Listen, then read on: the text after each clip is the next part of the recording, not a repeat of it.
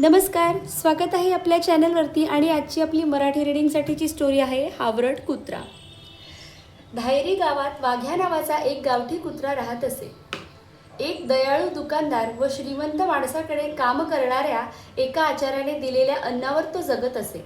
मात्र मिळालेल्या अन्नाने वाघ्याचे कधीच समाधान होत नसे. एके दिवशी त्याने विचार केला, शेजारच्या गावात जावे. तिथले अन्न या गावातील अन्नापेक्षा नक्कीच चांगले असेल. असा विचार करून वाघ्याने उड्या मारत नदीवरील पूल ओलांडला आणि शेजारच्या गावात हजर झाला. आणि काय म्हणता, एका खाटकाच्या दुकानातील टेबलावर एक मांसाचा तुकडा पडलेला त्याला दिसला. वाघ्याने विचार केला, हा तुकडा नक्कीच माझ्यासाठी ठेवला आहे. कोणालाही न विचारता वाघ्याने झडप घालून तो मांसाचा तुकडा पळवला. तेवढ्यात काही कामासाठी आत गेलेला खाटीक बाहेर आला. त्याने वाघ्याला मांसाचा तुकडा पळवताना पाहिलं. खाटीक रागाने ओरडला, माझ्या दुकानात चोरी करण्याची तुझी हिंमत कशी झाली? हातात काठी घेऊन खाटीक वाघ्याच्या पाठी लागला. इथे हा खाटीक मला सुखानं मांस खाऊ देणार नाही, तेव्हा आपल्या जुन्या गावी परत जाऊन शांतपणे हे मांस खाणे योग्य ठरेल. असा विचार करून वाघ्या आपल्या जुन्या गावच्या दिशेने पळू लागला. वेगात पळू लागला. थोडा वेळ पाठलाग करून खाटीक आपल्या दुकानाकडे परत गेला. लवकरच वाघ्या नदीवरील पुलावर पोहोचला. त्याने अर्धा पूल पार केला असेल तेवढ्यात त्याला पुलाखालून आवाज आल्यासारखे वाटले.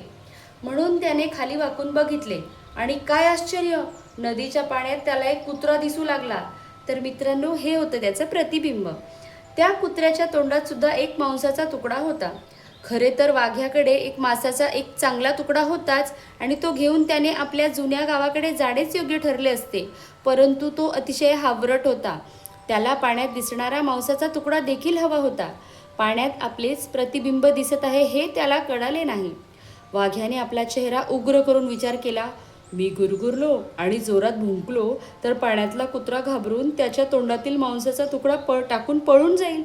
असा विचार करून त्याने भुंकायला तोंड उघडले आणि त्याबरोबर त्याच्या तोंडातील मांसाचा तुकडा नदीत पडला.